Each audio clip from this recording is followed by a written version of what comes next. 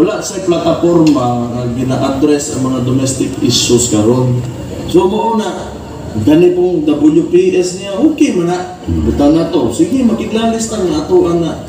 Pero ano sa pamantong natin? Actually, ang kuan noon para lang nako ganang dili bitaw kuan inviting para sa mga foreign investors nga kay conflict with somebody. Okay. So, good na kay kung ako, foreign investor ko, wanto ko din yung nasuran naisamo. Dako pag yun na superpower po. Ganahan baka nga mabutan kasi mong pagtali ha. Kung na magkagubot na galit, hindi wala. So, isa na kaanggulo. Yan yung good.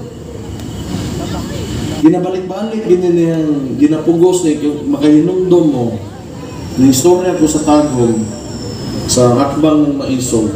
Naingon ko na kanailangan ginayaw-yaw ka ng WPS nga propaganda na ito pagpatong admiral sa Philippine Coast nga dilit daw na tinawad man tama man, pero gina-exaggerate nila. Gina-exaggerate nila kung wala kay tinuod nga plataforma direct addressing the issues, domestic issues kanang sa mga kinabuhi sa tao o anong panahon niya.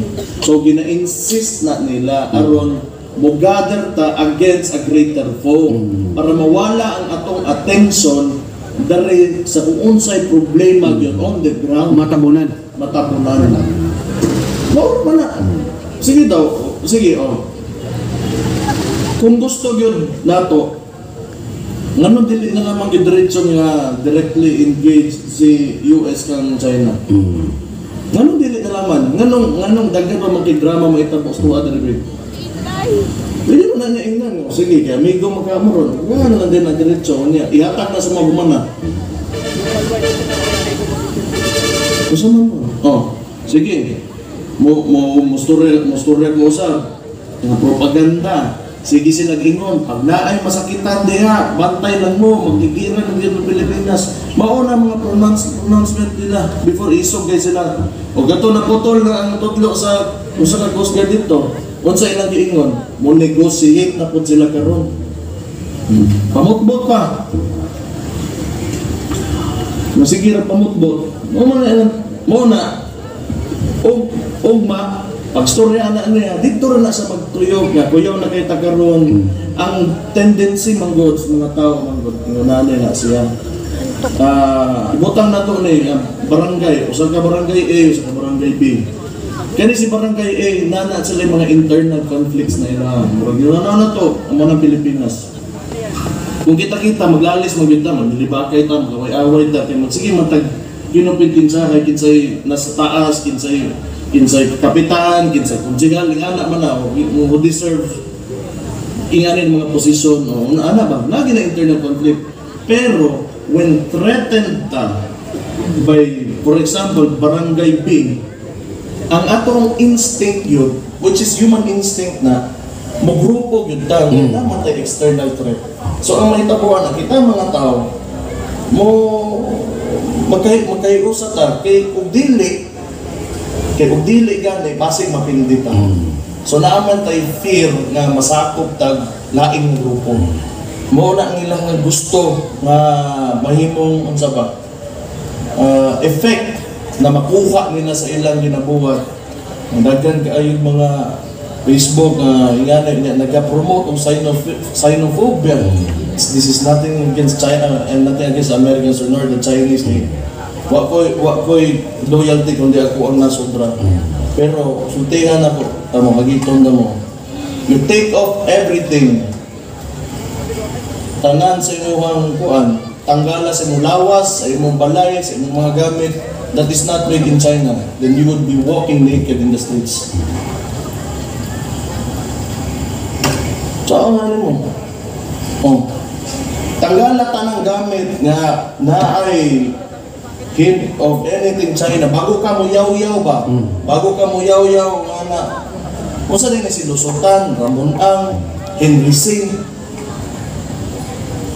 These are Filipino-Chinese. So kanang nag-promote og xenophobia, ayaw mo pagpasagad niya. Kay kung dili lang gobyerno o gobyerno, lahi na ng storya. Pero between people, lahi po na siya ng storya. Ang ato ang gusto diri kalinaw, kapayapaan para sa kadaghanan. Ang kanang mga gobyerno, naana sila kaugalingon nilang mga interest.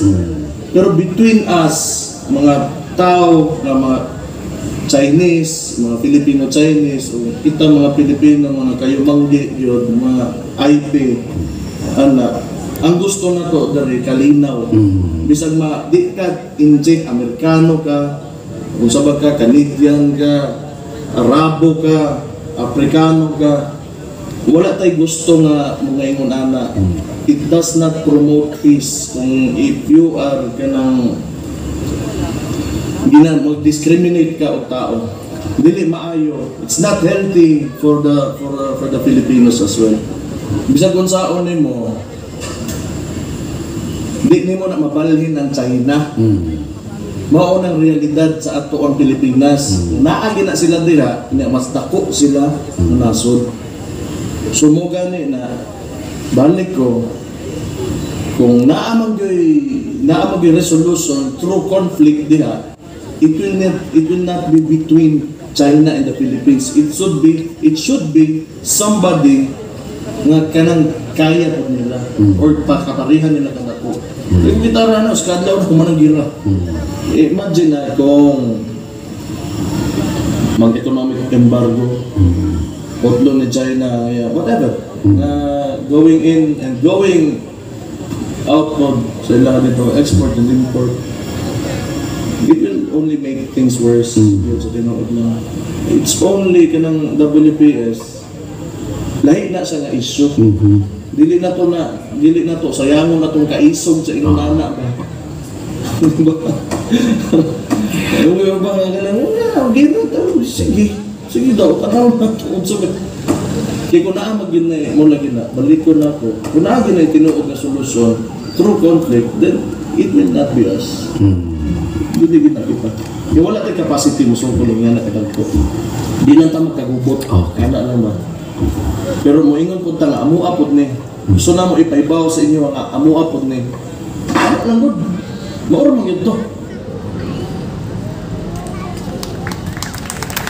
Maraming salamat, Mayor Baste, sa inyong mensahe.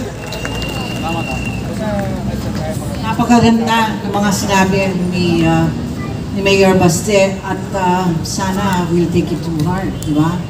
Yung ating mga concern. Alam mo, ang problema natin dito, sa lahat ng mga narinig ko, ng mga salita, parang itong gobyerno to ay talagang bulag, pipi at bingi. Di ba? Bulag, pipi at bingi. Okay, at napakasinungaling gobyerno. Okay.